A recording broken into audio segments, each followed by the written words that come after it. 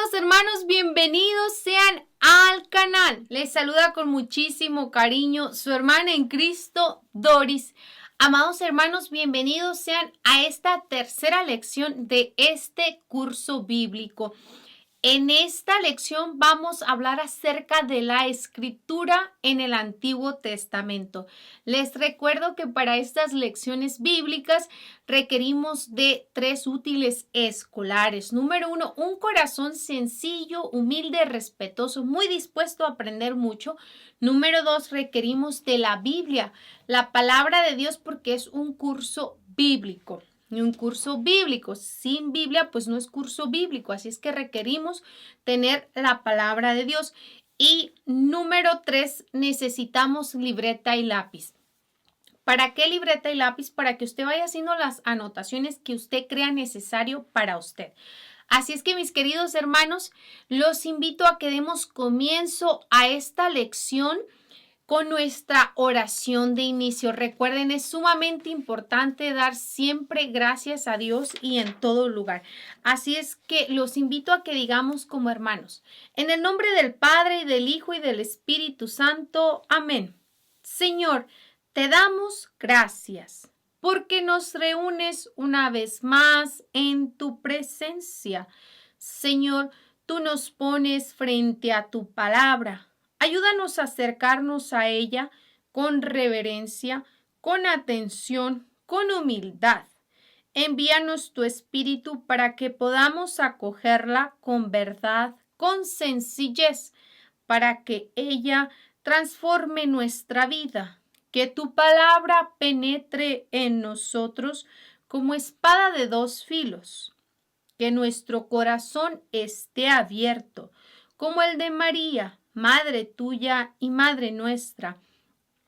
Y como en ella la palabra se hizo carne, también en nosotros esta palabra tuya se transforme en obras de vida según tu voluntad. Amén. Bueno, mis amados hermanos, ¿cómo están? Te abrazo a través de la distancia.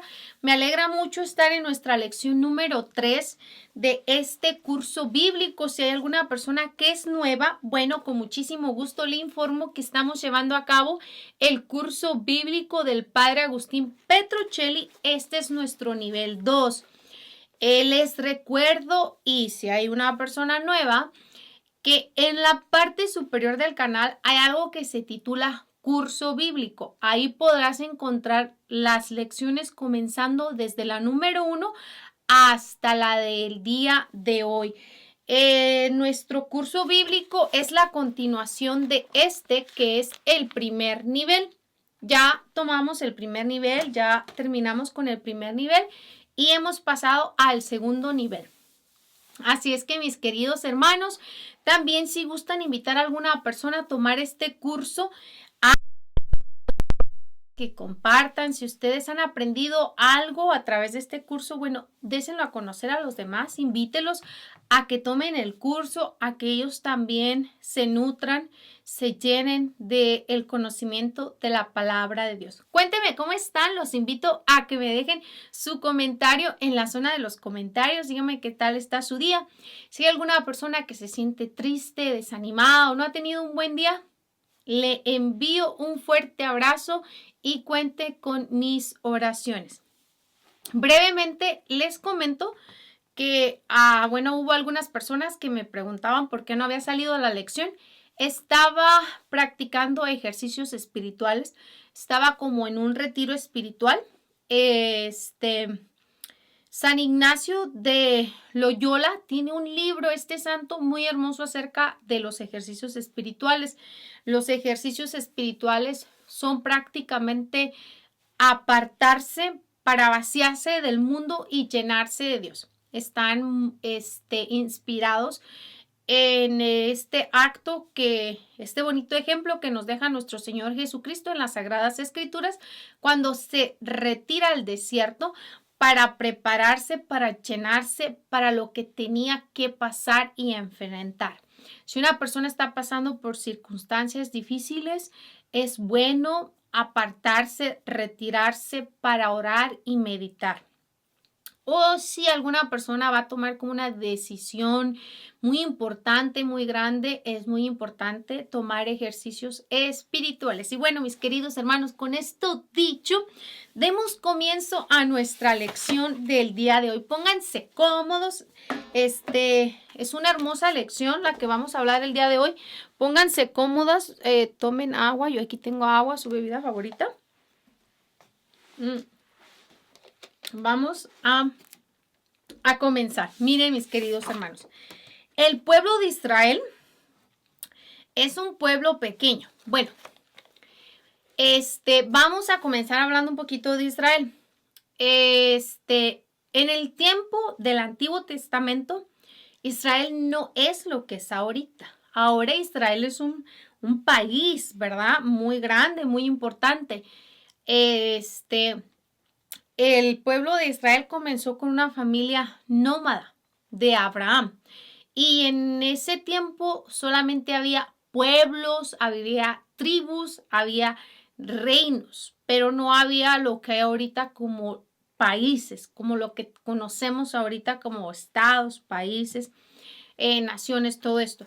Era diferente, era de otra manera. Y vamos a hablar acerca de la escritura, cómo se va dando la escritura del Antiguo Testamento. Así es que Israel es un pueblo muy pequeño, de poco interés para la historia de las grandes civilizaciones. Dice el padre Agustín, Israel fue un pueblo muy pequeño, de poco interés para las civilizaciones grandes como lo fue Egipto, Siria, Persia y Roma. Estos fueron unas civilizaciones muy grandes. Israel, a comparación de ellos, era un pueblito pequeñito, insignificante, que nada tenía que ver.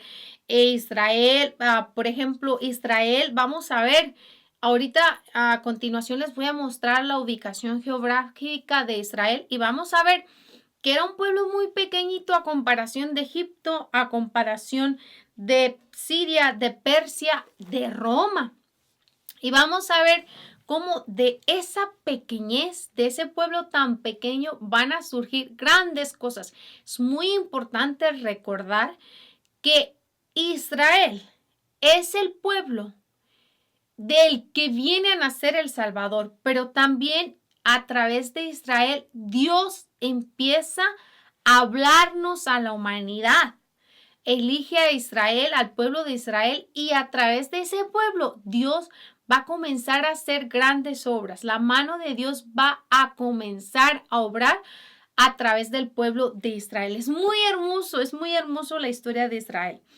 La historia de Israel no despierta mucho interés. Es a la vista humana uno de los tantos pequeños pueblos que habitaban la llanura de Canaán. Entonces dice, miren, Israel era muy insignificante, Israel pasaba desapercibido, era uno de los tantos pueblos que habitaban la llanura de Canaán hacia la vista humana, pero no a la vista de Dios. Para Dios, Israel no era insignificante. Para Dios, Israel valía mucho, aunque Israel era un pueblo pobre, humilde, que no tenía nada. Para Dios tenía un gran valor comparación a Egipto, que era una civilización muy grande, Siria, Persia. Dios no miró, no puso los ojos en Egipto. Dios puso los ojos en Israel y se va a valer de las costumbres de ese pueblo para hacer grandes obras y maravillas. Es algo así como Dios a veces se fija en aquellas personas humildes, sencillas, para hacer grandes cosas, y puede ser el ejemplo de todos ustedes. Al inicio fue solo una familia nómada, Abraham. Al inicio comienza con Abraham, una familia nómada que buscaba un pedazo de tierra para vivir. Entonces Abraham y su familia buscaban un pedazo de tierra donde habitar, donde vivir, donde pudieran sobrevivir, donde pudieran establecerse y poder vivir y habitar ahí. Así comienza. A través del tiempo se desarrolla en 12 pequeñas tribus. Vamos a ver cómo a través del tiempo más adelante se va a desarrollar en 12 pequeñas tribus que se establecieron en Canaán actual Palestina, que se van a ir a establecer esas 12 tribus en Canaán, lo que actualmente es Palestina, que se encuentra en territorio de Israel, en el Medio Oriente. Entonces, vamos a ver cómo de ser ese pueblito tan pequeñito, esa familia nómada va a ser muy importante hasta hoy en la actualidad, porque de allí vino el Salvador del mundo. De ahí, de ese pueblo, nació el Rey de Reyes y Señor de Señores. Dice, después de un periodo de permanencia en Egipto, después de que el pueblo de Israel permanece un tiempo en Egipto, ¿qué hacía el pueblo de Israel en Egipto? Pues miren, les voy a mostrar aquí a través de este mapa. Vemos que Israel está en medio aquí de Egipto, para acá del otro lado vemos que está Persia, para acá Irak del otro lado. Entonces vamos a ver que Israel, por estar en medio, va a ser el que va a sufrir todas las consecuencias de que los egipcios quieran ir a atacar a Siria y viceversa. Tienen que cruzar por Israel, por Israel. Entonces, ¿qué es lo que va a pasar? Que pues van a ser invadidos, van a ser esclavizados, van a ser robados, van a ser abusados. La verdad que conociendo la historia de Israel, cómo comenzó, fue un pueblo, no era un pueblo guerrero, exitoso, no, sino todo lo contrario, era un pueblo muy sufrido. Era un pueblo que le tocaba que pagar todos los platos rotos, ahora sí como lo dijéramos, porque era el pueblo que elegían para esclavizarlo, era el pueblo del que abusaban de él, era el pueblo que nada más lo querían destruir, lo querían tratar mal, lo querían hacer como les daba la gana, porque a comparación de Egipto, de Siria, de Persia y de Roma, era una civilización muy pobre a comparación de estos. Y estos 4 que hablamos ahorita, estos van a pasar peleando porque van a querer a cual más gobernar, a cual más conquistar, a cual más ser el más poderoso de todos. Entonces, Israel, por su ubicación, va a ser el que va a sufrir más. Y a ese más sufrido es al que Dios elige para comenzar a obrar, para comenzar a hablar al mundo. Es muy interesante, es muy curioso conocer y ver cómo Dios elige lo más pobre, lo más sufrido, lo que menos tiene para ser grande. Dice el padre, después de un periodo de permanencia en Egipto en la esclavitud, vuelven a su tierra que por su posición geográfica entre las dos potencias de Egipto y de Siria, así como les comentaba, estuvo en Egipto en la esclavitud. Los egipcios los tomaron como esclavos y está en medio de las dos potencias, o sea, de Egipto y de Siria. Israel está ahí en medio y padece invasiones tanto de una como de la otra de las dos naciones. Entonces, ¿qué va a pasar con Israel? Que va a padecer invasiones tanto de un lado como del otro. Como ser el que está en medio y como ser un pueblo tan pobre, lo invade Egipto y luego lo invade Siria y luego los toman por esclavos y así los traen a los pobres. La verdad que el pueblo de Dios fue un pueblo muy sufrido. Y continúa el padre. Luego es víctima del poder de los persas, de los griegos y de Roma. Después, los persas, donde va a venir Ciro, el rey de los persas, también lo va a invadir, también va a ser víctima del poder de los persas. Y después de ahí, no, pues agárrense, vienen los griegos, que estos eran unos sanguinarios, peor, estos tenían un ejército muy fuerte y no se diga los romanos. Después de los griegos le caen los romanos a los pobres y les va a ir como en feria. Roma fue un imperio que gobernó muchísimo y conquistó muchísimo y todo eso vamos a aprender cómo le fue a Israel tanto con una civilización como la otra. Y vamos a ver que lo agarraban como esclavos, que lo robaban, les destruían todo lo que habían construido, los esclavizaban, los querían para que fueran sus esclavos, sus sirvientes. Bueno, duro la historia del pueblo de Israel, llegando a ser una pequeña provincia del Imperio Romano y va a llegar a ser a ser parte de una pequeña provincia del pueblo romano. Así va a suceder con Israel. Sin embargo, la pequeñez de la historia de este insignificante pueblo fue objeto de la maravillosa acción salvífica del Señor. Aquí está, mis queridos hermanos.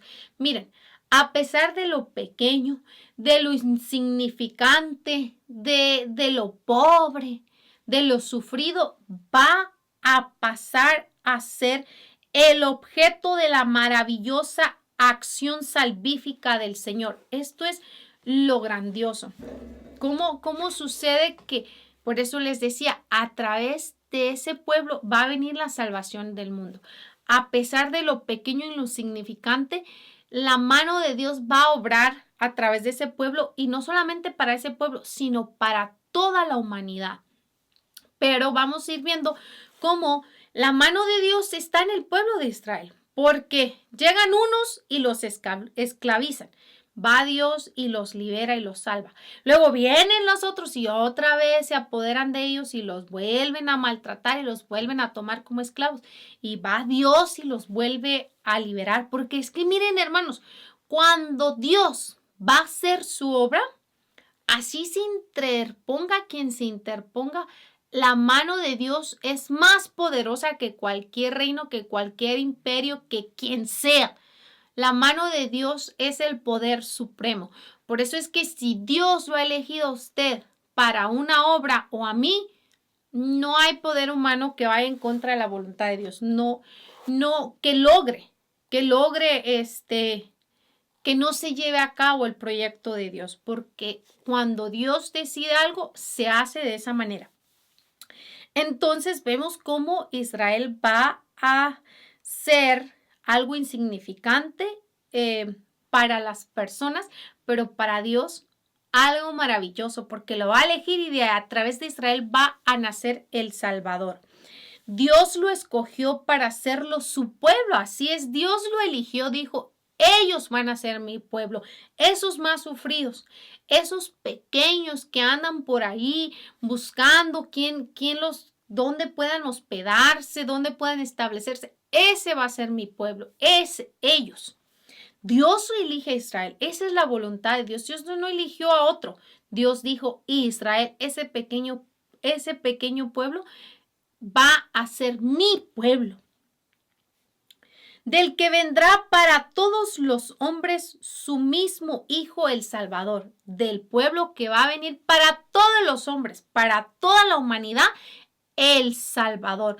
Nuestro Señor Jesucristo, el Salvador del mundo, viene de Israel, del pueblo elegido por Dios. Vamos a ver que con la venida de nuestro Señor Jesucristo, nosotros pasamos a ser parte de ese pueblo elegido por Dios, usted y yo, porque nuestro Señor Jesucristo dice, ahora ya no hay diferencia entre judíos y no judíos como lo había antes, ahora ya no hay diferencia entre esclavos y libres, ahora ya no hay diferencia entre hombre y mujer, todos van a formar parte del pueblo de Dios, todos van a formar parte de la obra salvadora de Dios. Dios quiere que se salven todos, ya no solamente va a intervenir por el pueblo de Israel, sino que Dios va a darse por todos y para todos, todo el que se quiera salvar.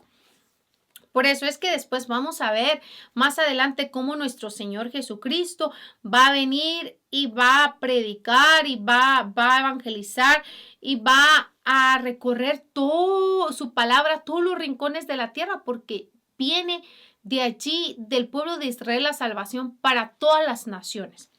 Entonces, Dios guió con su mano providencial la historia de Israel, infundió su espíritu en sus escritos y literatura, que se convirtieron así en palabra de Dios. Lo más importante acerca del pueblo de Israel es que Dios siempre estuvo guiando a ese pueblo, siempre lo estuvo cuidando. Que venía alguien y les hacía algo, Dios les ponía en su mente qué debían de hacer. Sobre todo, es muy importante comprender que en la escritura Dios también los va a ir guiando. Vamos a ver que la palabra de Dios, lo que tenemos ahorita como la Biblia, es obra de Dios. Todo es obra de Dios, por eso decimos que es palabra de Dios, porque todos ellos fueron inspirados por Dios.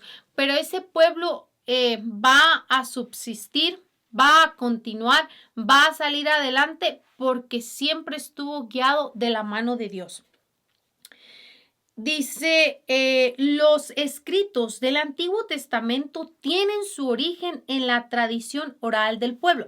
Ahora, vamos a hablar de los escritos del Antiguo Testamento. Recuerden, el Antiguo Testamento está del principio como a la mitad del libro. El Antiguo Testamento y después de ahí viene el Nuevo Testamento. Los escritos del Antiguo Testamento, vean cómo comenzó. De esta manera comenzó.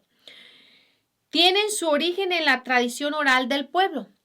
Se iba enseñando oralmente. El pueblo iba enseñando oralmente. No es como ahorita que tenemos la palabra de Dios y que podemos enseñar a través de las escrituras. Uno lee y enseña.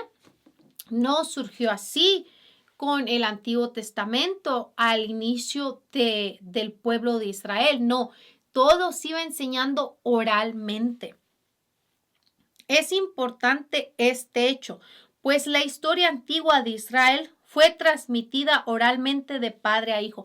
La historia de Israel fue transmitida oralmente de padre a hijo. Y aquí la importancia de que todos los padres de familia enseñen a sus hijos la palabra de Dios oralmente. Hay que enseñarles, hay que instruirlos. Gracias a Dios nosotros ya tenemos algo así, miren, tan bello, tan hermoso, ya todo por capítulos, versículos, libros acomodados, desde el inicio de la creación y hasta el último libro que se escribió, pero al inicio no fue así, al inicio era solamente oralmente y es algo muy parecido que hace la iglesia. Aún todavía se conservan enseñanzas oralmente que no se pudieron escribir en la Biblia, pero que se transmitían oralmente. Dice, se empezó a escribir la historia del pueblo de Dios hacia el año 1000 antes de Cristo, es decir, el tiempo del rey David. A ver, se comienza a escribir la Biblia hacia el año 1000 antes de Cristo, con el rey David. A partir del rey David se va a comenzar a escribir la Biblia. Así es, mis queridos hermanos. Si no saben cuándo se escribió, cómo pasó, cómo vino la Biblia, cómo sucedió el Génesis, quién supo de la creación, quién la escribió. A partir del año 1000 antes de Cristo, se van a comenzar a escribir el Génesis, el Éxodo, el Levítico y así sucesivamente. Antes era solamente oralmente lo que se transmitía verbalmente el pueblo de Dios de padres a hijos. Las enseñanzas que Dios les iba revelando se iban enseñando oralmente, no había nada escrito. Vamos a ver qué fue lo primero que se escribió. Todas las épocas anteriores, las de los patriarcas, de Moisés, de la implantación de Israel en Canaán, de los jueces, de Saúl, se transmitían oralmente. Así es que miren, todo lo que sucedió antes del rey David se transmitió oralmente. Recuerden, el rey Saúl fue oralmente porque estuvo antes del rey David. Entonces, del rey David de Salomón para acá ya se escribía, pero antes, desde Adán y Eva, desde Moisés, todos los patriarcas que son antes, se transmitía la enseñanza solamente oral. No había nada escrito, Esto quiere decir que no hubo entonces documentos escritos. Se conservan trozos de la historia muy antigua. ¿Ustedes quieren saber cuáles son la escritura más antigua que se conserva? Aquí está. Por ejemplo, el Código de la Alianza, Éxodo 20 y Deuteronomio 5. Esos son los trozos más antiguos que hay. Éxodo 20, del 1 al 17 está la ley de Dios, lo que escribe Moisés en las tablas. Entonces, lo más antiguo que hay de escritura. Y Deuteronomio 5. Y poemas como el canto de Débora, Jueces 5, y alrededor de estas piezas antiguas se transmitían oralmente la historia, los ritos, las costumbres y la fe de los tiempos pasados. Así es que todo alrededor de eso solamente se transmitía que oralmente. No había nada de lo que tenemos ahorita. Nosotros ya estos tiempos muy bendecidos, donde ya todo es tan fácil, obtener una Biblia es muy fácil, pero antes no fue así. Antes era puro de enseñar, puro de enseñar.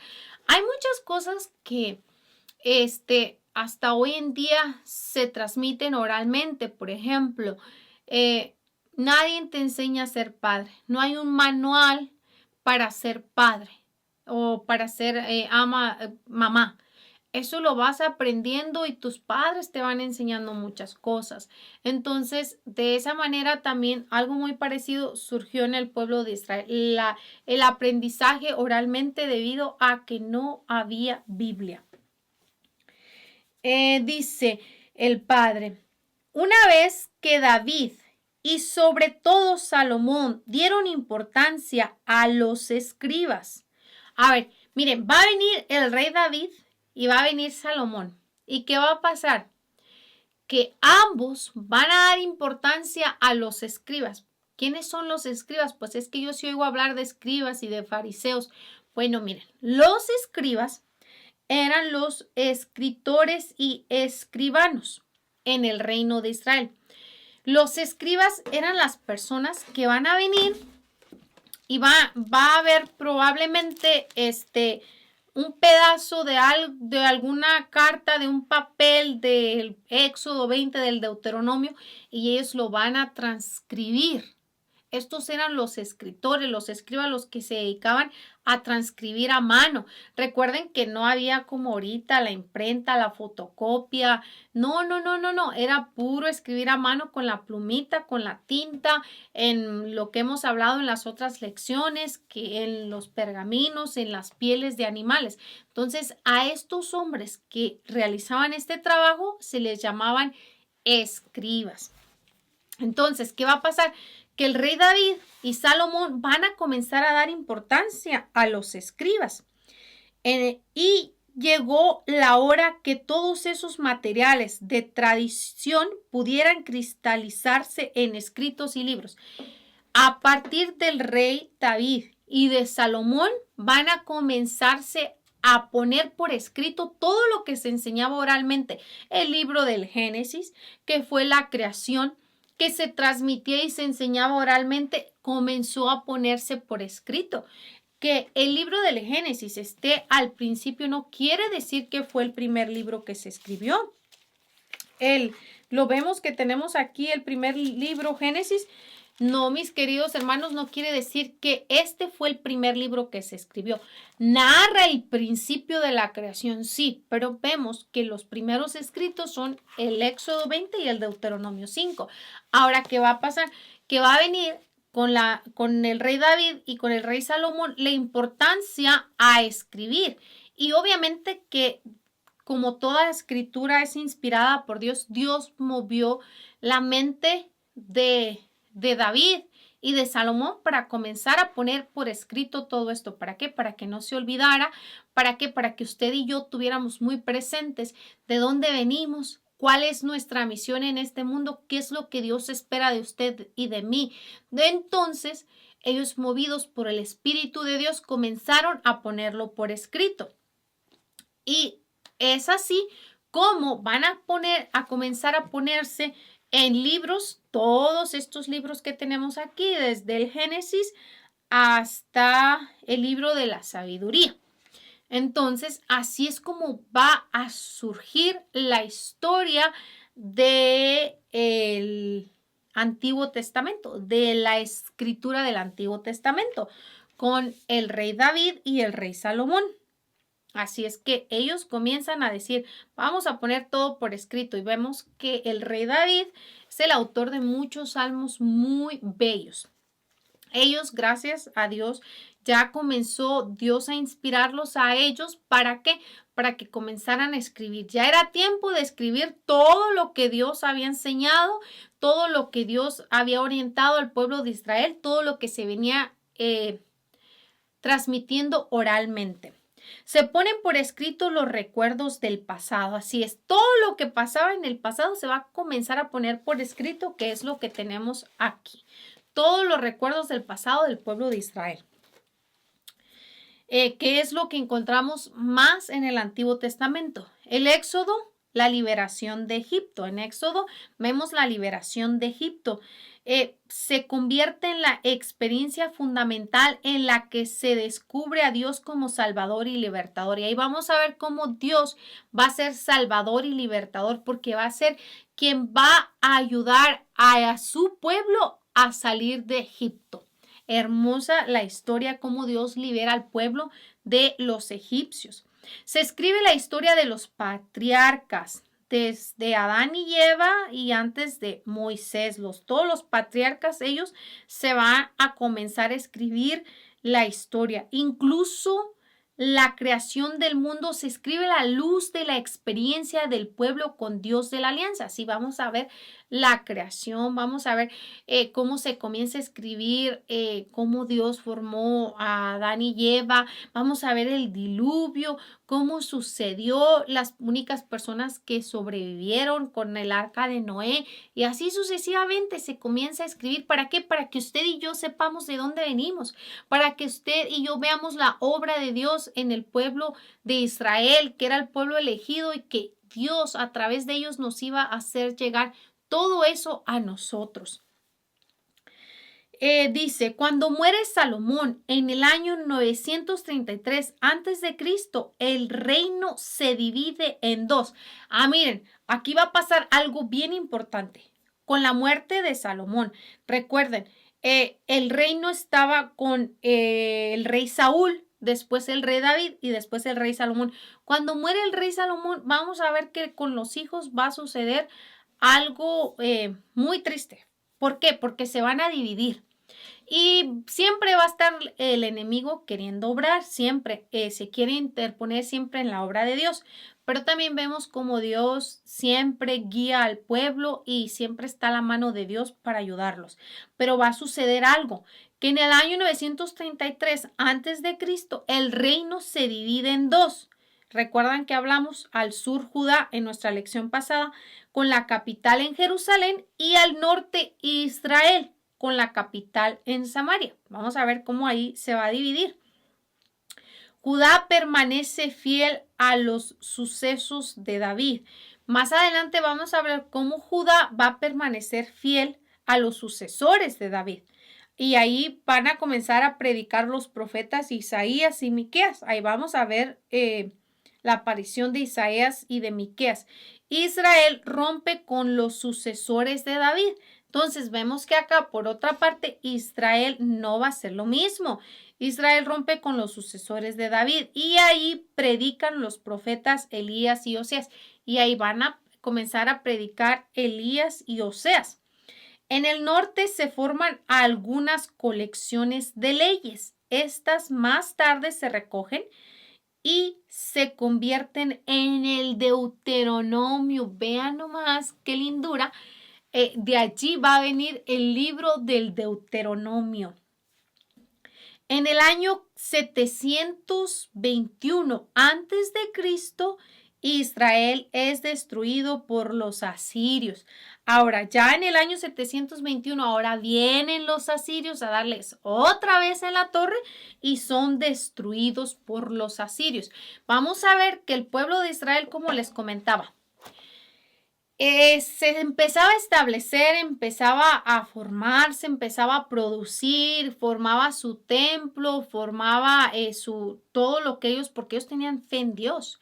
Ellos creían en Dios, Dios se manifestó porque fue el pueblo que lo eligió, pero va a ser destruido muchas veces van a venir ahora sí que como decimos, a darles en la torre, van a querer tomarlos de esclavos, van a querer robarles lo que tengan, lo que hayan sembrado, lo que hayan producido y aparte a tomarlos como esclavos porque Israel no era un pueblo que tuviera un ejército militar grandísimo que no era así, por eso siempre abusaban del pueblo. Fue un pueblo muy marginado, muy sufrido.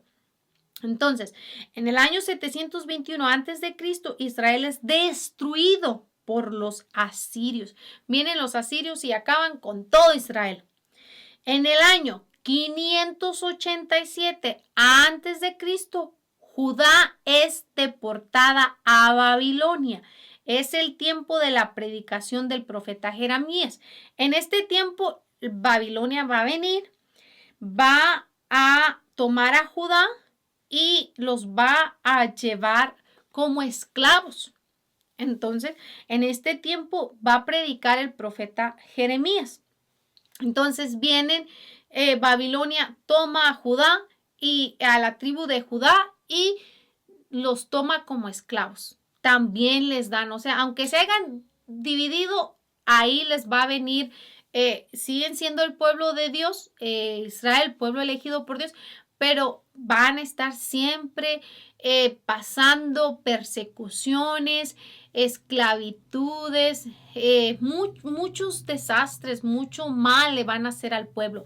Y vemos que tristemente el pueblo de Dios fue un pueblo sufrido. Por eso es que nosotros como pueblo de Dios estamos expuestos al sufrimiento. Pero sabemos que nuestra ayuda siempre viene de ahí arriba, porque Dios siempre va a estar ahí para ayudarnos de alguna o de otra manera. Y tenemos el ejemplo del pueblo de Israel. Ahora, ¿qué pasa? Durante 50 años el pueblo vive en el destierro. Lo ha perdido todo. Su tierra, su templo, su rey, lo pierde todo, le destruyen el templo, lo toman, lo invaden, entonces vive en el destierro, lo ha perdido todo. Pero adivinen qué, aquí hay una pregunta, miren, dice el padre, ¿perderá también su fe en Dios? ¿Cuántos de ustedes a veces, hermanos, no nos sentimos que lo hemos perdido todo, verdad? Que nos sentimos como que ya no tenemos nada, que perdimos un familiar y nos sentimos como que ya.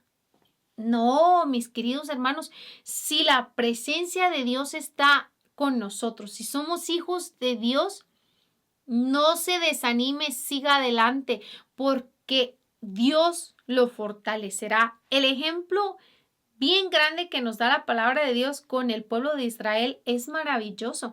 Es maravilloso para que veamos cómo el pueblo de Dios pasó tantas tribulaciones, desprecios, despojos, esclavitud, robo.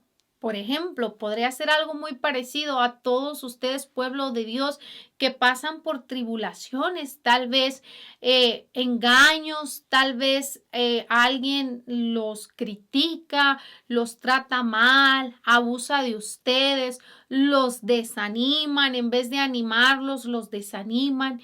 Están allí los adversarios para estar viendo en qué usted se equivoca, para condenarlo. Todo eso que sufrió el pueblo de Dios es un ejemplo para nosotros, pueblo de Dios. Ahora nosotros formamos parte del pueblo de Dios y el pueblo de Israel sufrió mucho. No crean que fue un pueblo guerrero que nada le pasaba. No.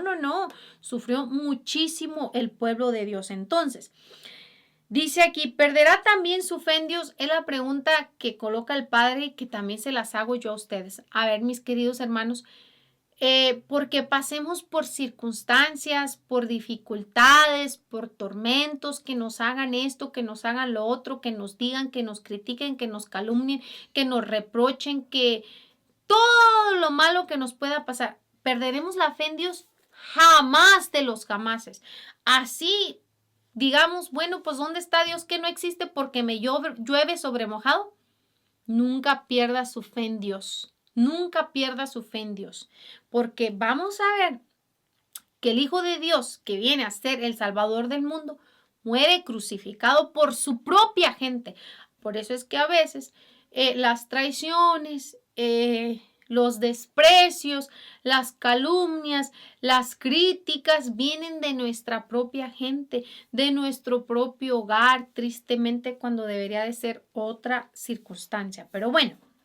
Entonces, algunos profetas como Ezequiel reaniman sus esperanzas. En este tiempo, en este periodo, Ezequiel viene a reanimar las esperanzas y es lo que debemos de hacer nosotros, pueblo de Dios, cuando estamos en circunstancias difíciles, reanimar nuestras esperanzas, no pierda la esperanza, la fe en Dios, ánimo, hay que seguir adelante, esforzándonos y luchando cada día.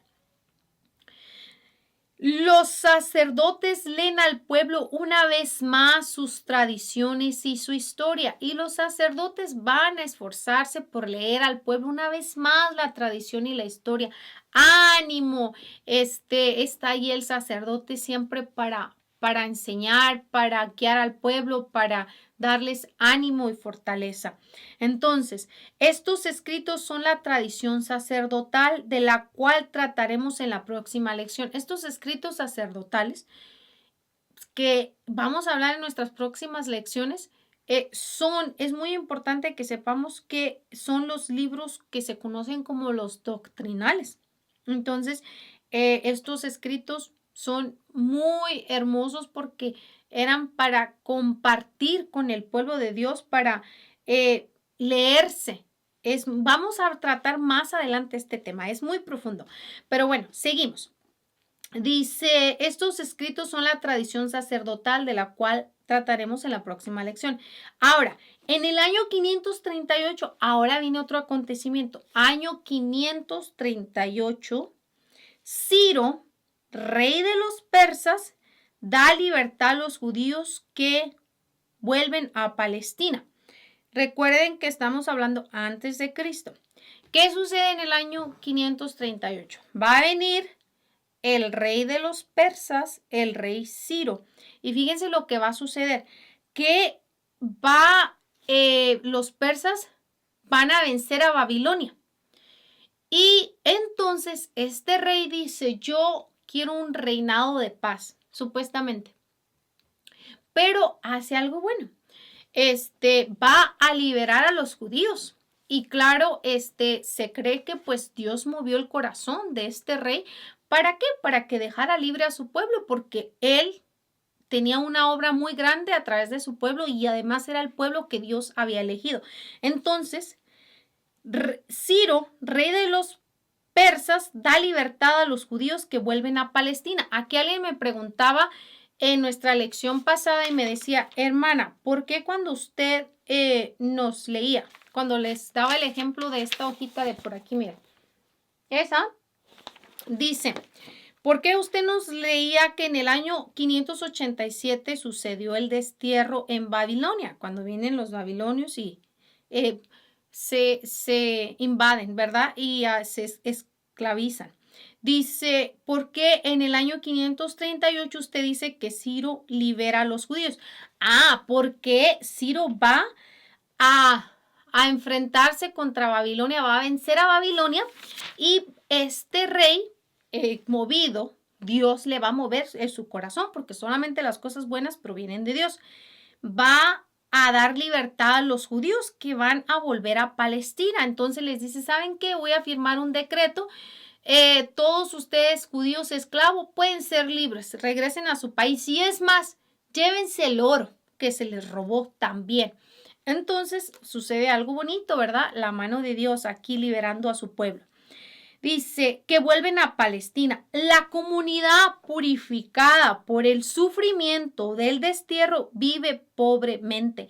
Miren, aquí hay algo muy importante que me gustó aquí en estas palabras. Fíjense, la comunidad purificada por el sufrimiento del destierro. A veces pasamos por sufrimientos que nos van a llevar a una purificación, a ser mejores de lo que fuimos ayer. Usted a veces pensará, pero es que ¿por qué me va tan mal? ¿Por qué sufro? No termino de estar triste con una cosa cuando ya me viene otra. Esa es purificación y debemos purificarnos. Y hay que pasar por el sufrimiento para ser purificados y ser mejores de lo que fuimos ayer. Entonces, Israel, los judíos ya purificados a través del sufrimiento del destierro, viven pobremente. Van a regresar, imagínense, pues sin nada, van a vivir todo ese tiempo muy pobres, muy pobres. Era un pueblo pobre, sufrido, que en cuanto apenas comenzaba a levantarse, a producir, venían otra vez y les daban en la torre. Así es de que durante los próximos 500 años, estamos hablando del año 538 que Ciro los libera, fíjense, durante todos esos 500 años hasta llegar a Jesús, el pueblo repasa varias veces su historia. Se leen y se recopilan los escritos y los libros de la ley. Va a repasar varias veces la historia y se van a leer y a recopilar los escritos, todo lo que se había escrito de los libros de la ley. Por otra parte, la reflexión de los sabios llevó a la creación de algunas obras maestras. Entonces van a venir los sabios a reflexionar y va a producirse esta obra maestra como Job, como el libro de Job, como el libro de Proverbios, de Tobías. Y a esos libros se les conoce como los doctrinales y van a venir a aparecer muchas obras maestras de estos sabios que son los libros doctrinales. Ahora, vamos con el año 333 antes de Cristo. Agárrense, mis hermanos, hasta voy a tomar agua. Fíjense lo que les va a suceder al pueblo de Israel en el año 333. Por eso les digo que el pueblo de Israel sufrió mucho, pasó por muchísimas adversidades. Por eso no se desanimen cuando ustedes sufran, cuando los ataquen, cuando los persigan, cuando los despojen, cuando todo lo malo que les pase, no se desanimen. Miren, en el año 333 antes de Cristo, ¿quién creen que aparece? Macedonia conquista los pueblos del Medio Oriente.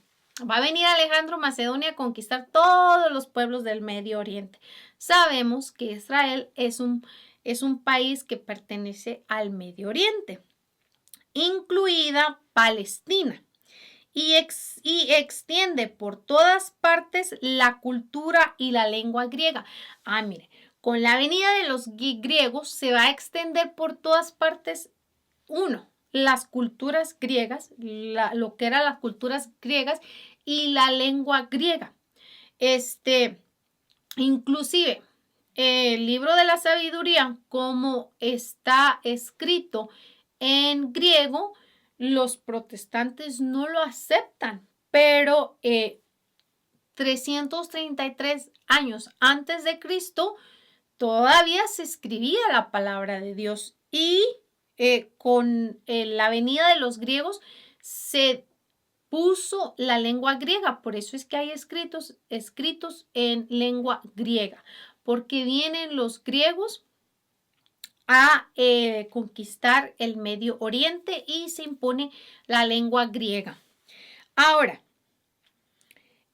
vamos a ver que en el año 167 antes de Cristo, ahí viene otras cosas, vean, por eso les digo que, ay no, qué tristeza, un sucesor de Alejandro intenta obligar bajo pena de muerte, fíjense, bajo pena de muerte a los judíos a renegar de su fe. ¿Cómo la ven? Así es que venían, mire, y dicen, a ver, todos ustedes van a renegar de su fe y si no, van a morir. Nada de que andar pidiendo a su Dios Yahvé, van a creer en nuestros dioses, porque los judíos, los griegos y los romanos creían en dioses, no creían en Dios Yahvé. El pueblo de Israel creía en Dios Yahvé, pero estos no, estos creían en dioses, como en muchos, como si hubiera muchos. Y hablaban todo el tiempo acerca de los dioses, no sabían ni quién ni qué, pero bueno, no creían en Dios, nuestro Padre del cielo, en Yahvé, nuestro Creador. Entonces, quería que los judíos renegaran de su fe y que pues la abandonaran y que si no los iban a dar muerte. Así es que debido a eso, es la época de los mártires de Israel. Aquí va a suceder muchos mártires de Israel. ¿Por qué? Porque querían hacer a fuerzas renegar de la fe. ¿Ven cómo es el diablo? El diablo siempre quiere meter su cola, siempre quiere destruir el plan de Dios. Entonces van a sufrir muchos y muchos van a morir a causa de esto. En el libro de los Macabeos, vamos a ver esto en el libro de los Macabeos. Los hermanos separados tampoco aceptan el libro de los Macabeos, así es de que esta historia tampoco la tienen ellos. El pueblo conquista su libertad en el año 164 a.C. en la época de Daniel. Luego viene Dios, los ayuda a conquistar, a ser liberados otra vez. Y ahí van de nuevo con la misma historia. Ahora viene un acontecimiento más para ya acabar. Vamos a hablar de el año 63 a.C. A ver, adivinen quién llega en el año 63. Muy importante. Ya nos estamos acercando al nacimiento de nuestro Señor Jesucristo. Ya estamos muy cerquitas del Nuevo Testamento. Ya estamos en el año 63. ¿Quién creen que aparece en el año 63? Mientras ustedes le piensan, yo tomo agua. Pues nada más ni nada menos que los romanos hacen su aparición en el año 63. Roma conquista Palestina. Ahora viene el Imperio Romano y conquista Palestina. Los romanos van a conquistar, muchísimo territorio. Los romanos tenían un ejército muy fuerte, muy poderoso y por eso conquistaron muchísimos territorios. Tanto Roma como los griegos tenían unos ejércitos muy sanguinarios, muy preparados. Entonces, por eso conquistaban muchísimos territorios y tomaban de los territorios que conquistaban a la gente de esclavo. Y se quedaban pues con todo lo que conquistaban, con todo lo que poseyeran esos pueblos o esos reinos. Así es de que en el año 63 a.C., Roma conquista Palestina y pone a Herodes como su representante. Miren, se recuerdan que nuestro Señor Jesucristo dice unas palabras así como al César lo del César y a Dios lo de Dios. En ese entonces va a aparecer Julio César, este emperador romano, que fue un hombre demasiado inteligente, tenía una mente demasiado inteligente, logró muchísimo para Roma, porque no solamente tenía un ejército demasiado fuerte y demasiado preparado, sino que era un hombre muy inteligente. Por eso es que hasta inclusive se queda en la Biblia. Dice nuestro Señor Jesucristo, al César lo del César y a Dios lo de Dios, porque los romanos pedían pagar tributo, pagar los impuestos. Ustedes trabajan, pero me van a pagar impuestos de todo. Algo muy parecido como en Estados Unidos, porque miren, en Estados Unidos hay que pagar impuestos casi por todo lo que uno se compra. Pues Roma hacía lo mismo.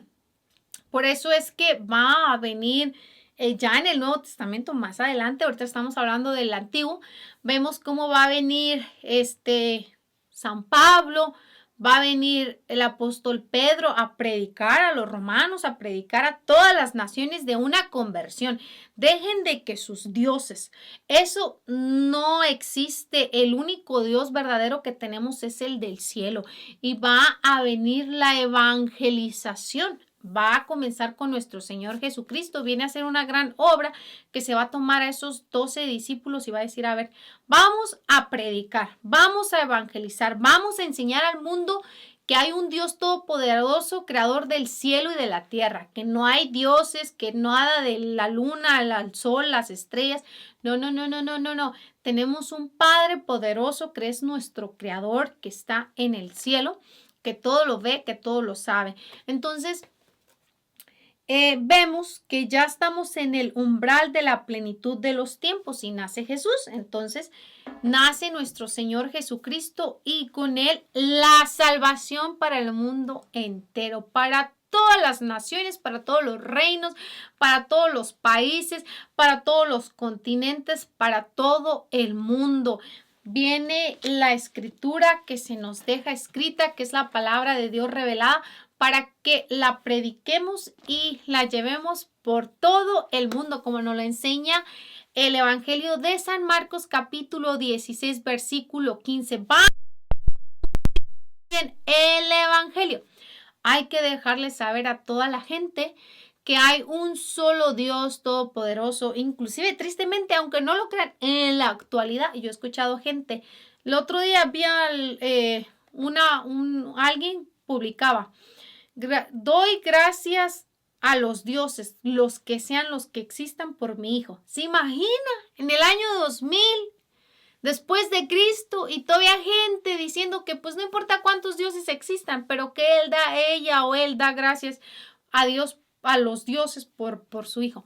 Es una tristeza que después de 2000 años que nuestro Señor Jesucristo viene, anuncia y envía a la predicación y le dice a usted y a mí, vayan por todo el mundo y anuncien el evangelio, todavía haya personas creyendo que haya más que un solo Dios. Tristemente, la Iglesia Católica tiene más de 2000 años y enseña el credo, que es la profesión de la fe, que dice uno, creo en un solo Dios, Padre Todopoderoso, Creador del cielo y de la tierra, de todo lo visible y lo invisible, creo en un solo Señor Jesucristo, Hijo único de Dios, nacido del Padre antes de todos los siglos, Dios de Dios, luz de luz, Dios verdadero de Dios verdadero, engendrado, no creado, de la misma naturaleza del Padre, por quien todo fue hecho, que por nosotros los hombres, por nuestra salvación bajo del cielo y por obra del Espíritu Santo, se encarnó de María la Virgen y se hizo hombre, por nuestra causa fue crucificado en tiempos de Poncio Pilato, padeció y fue sepultado, resucitó al tercer día según las Escrituras,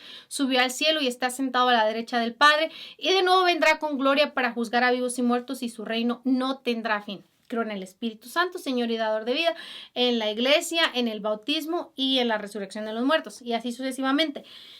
Y todavía hay gente que cree que hay más que un solo Dios. Tristeza, pero lo hay. Es más, ¿saben qué? Yo les confieso, tristemente. Es mi contacto de Facebook, porque vi que publicó eso en Facebook. Y son de familia católica. Yo me quedé sorprendida. No practicante. Católica que se dice católica. Católica nomás por título, por decir que, pero que nunca fueron ni a la misa, ni comprendieron, ni nada. Pero imagínense, sí me dio una tristeza ver esa publicación y yo decía, ay, Dios mío, después de 2000 años, todavía hay ignorancia en los humanos, todavía creyendo que hay más que un solo Dios. Pues tristemente podemos ver Japón, una de los países más ateos del mundo, China, que ha habido muchos mártires porque han ido a predicar la palabra de Dios y no la quieren aceptar, no quieren reconocer que hay un solo Dios.